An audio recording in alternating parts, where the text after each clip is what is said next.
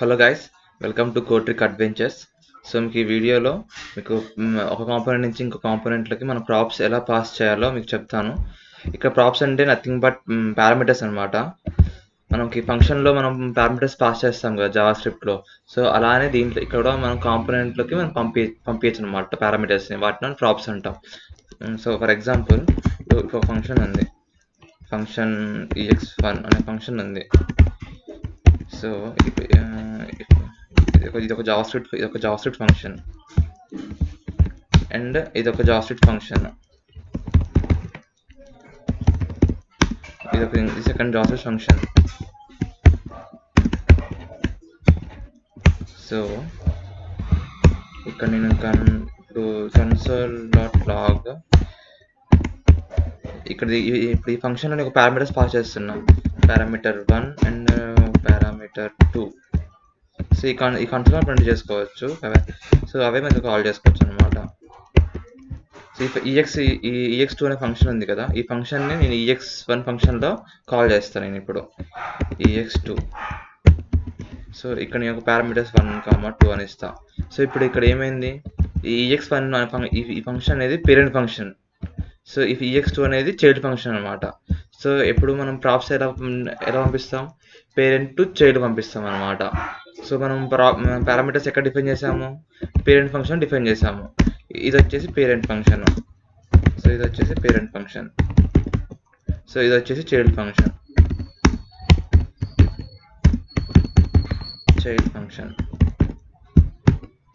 So ఇప్పుడు చూసారా, so ఇప్పుడు చైల్డ్ ఫంక్షన్ ఉంది. ఈ చైల్డ్ ఫంక్షన్ పారామీటర్స్ మనం ఇక్కడ డిఫైన్ చేసుకున్నాము, ఇక్కడ మనం ఫంక్షన్ పాస్ చేసుకున్నాం జావా స్క్రిప్ట్లో. సో ఈ పారామీటర్స్ మనం ఎక్కడ పేరెంట్ ఫంక్షన్లో డిఫైన్ చేసుకొని ఇక్కడ కాల్ చేసుకొని దీంతో పాస్ చేసుకున్నాం.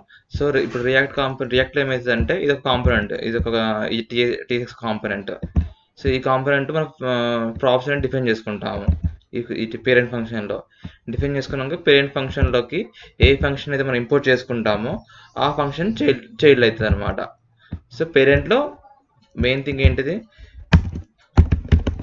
పేరెంట్ ఫంక్షన్లో ప్రాప్స్ డిఫైన్ చేయాలి, properties, nothing but props define చేయాలి. చైల్డ్ ఫంక్షన్కి అంటే చైల్డ్ కాంపోనెంట్కి పాస్ చేయాలి. ఓకే, అర్థమైంది అనుకుంటా మీకు ఇది. సో నేను ప్రాక్టికల్గా చేసి చూపిస్తాను. సో ఈ కాంపోనెంట్ నేను సపోజ్ నేను దీంట్లో ఒక ఫైల్ తీసుకుంటున్నాను, సంథింగ్ ఏదో ఒకటి ఫైల్, ex.tsx ఫైల్. సో ఇక్కడ నేను ఒక ఫంక్షన్ రాస్తాను, ఎక్స్పోర్ట్ ఫంక్షన్ పేరెంట్ కాంపోనెంట్ రాస్తాను, అర్థం అవడానికి క్లియర్గా ఉంటుంది. సో రిటర్న్, సో ఇక్కడ ఒక డివ్ ట్యాగ్ అనమాట. సో ఇప్పుడు డివ్ ట్యాగ్, సో దీంట్లోకి నేను ఇది ఒక పేరెంట్ కాంపోనెంట్గా నెక్స్ట్ ఏం చేద్దాం, చైల్డ్ క్రియేట్ చేద్దాం. చైల్డ్ అంటే ఏదో కాంపోనెంట్, ఇప్పుడు ex ఉంది కదా, సపోజ్ ఎగ్జాంపుల్ పెట్టేసి example.tsx ఫైల్ క్రియేట్ చేశాను. సో దీంట్లో ఫంక్షన్ డిఫైన్ చేస్తున్నా,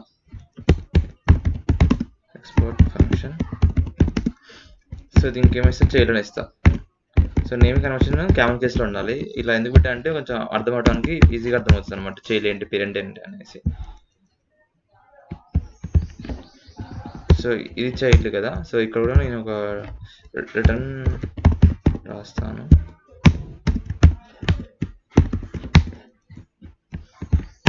సో ఇప్పుడు నేను ఏం చేస్తానంటే ఈ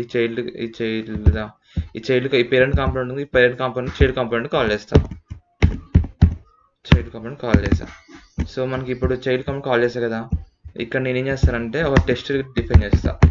చైల్డ్ కాంపోనెంట్లో అక్కడ ఒక టెస్ట్ మనం డిఫైన్ చేయాలి కదా, అంటే దీంట్లో ఒక టెస్ట్ రెండర్ చేస్తా, ఒక h1 ట్యాగ్ని. సో దానికి సంబంధించిన టెస్ట్ మనకి ఇక్కడ డిఫైన్ చేస్తా.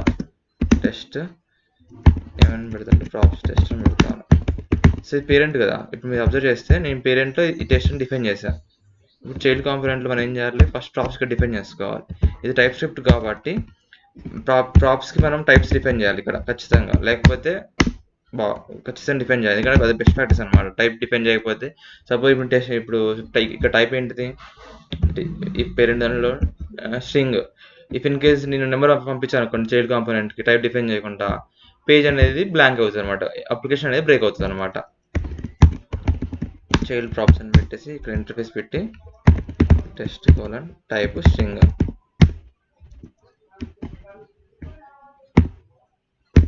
సో ఇది ఏం చేస్తానంటే ఇక్కడ డిఫైన్ చేసుకుంటాం ప్రాప్స్ కోలన్ ఇలానే డిఫైన్ చేసుకోవాలి ప్రాప్స్ ఎప్పుడైనా. సో ఇక్కడ ఏంటిది ఒక హెచ్1 ట్యాగ్ని ఎంటర్ చేస్తాను. ఎలా అంటే ప్రాప్స్ డాట్ టెస్ట్. సో ఇప్పుడు మనం చూస్తే ఒక ఎర్రర్ చూపిస్తుంది.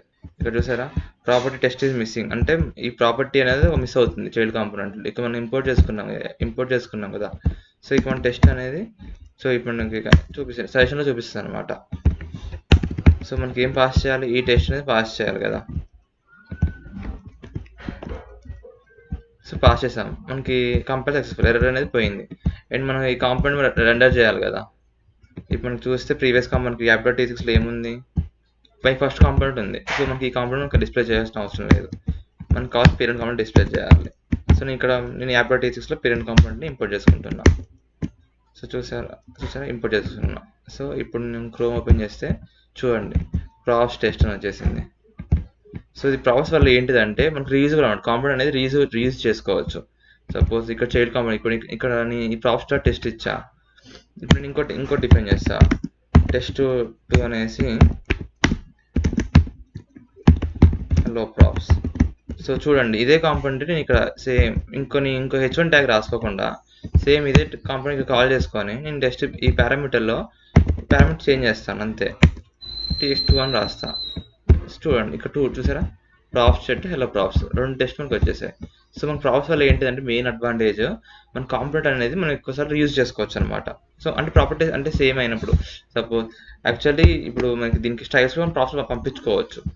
అవి నేను ఒక రీయూజబుల్ బటన్ని క్రియేట్ చేసి మీకు అదొక వీడియో చేసి మీకు చూపిస్తాను ఎలా క్రియేట్ చేయాలి. సో మనకు రియాక్ట్లో ప్రాప్స్ అనేది చాలా ఇంపార్టెంట్ అనమాట.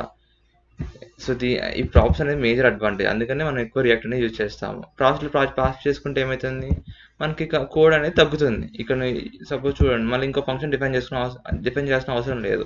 అదే ఫంక్షన్ మనకు కాల్ చేసుకోవచ్చు. జస్ట్ పారామీటర్ మనం చేంజ్ చేయాల్సింది, జస్ట్ ఇంకో పారామీటర్ చేంజ్ చేసి పంపిస్తే ఆటోమేటిక్గా మనకి డిఫరెన్స్ అనేది తెలిసిపోతుంది ఇక్కడ. సో ఇదనమాట మెయిన్ అడ్వాంటేజ్ ప్రాప్స్ వల్ల. కాంపోనెంట్ అనేది మనం రీయూజ్ చేసుకోవచ్చు. హోప్ మీకు అర్థమైంది అనుకుంటా. Thank you.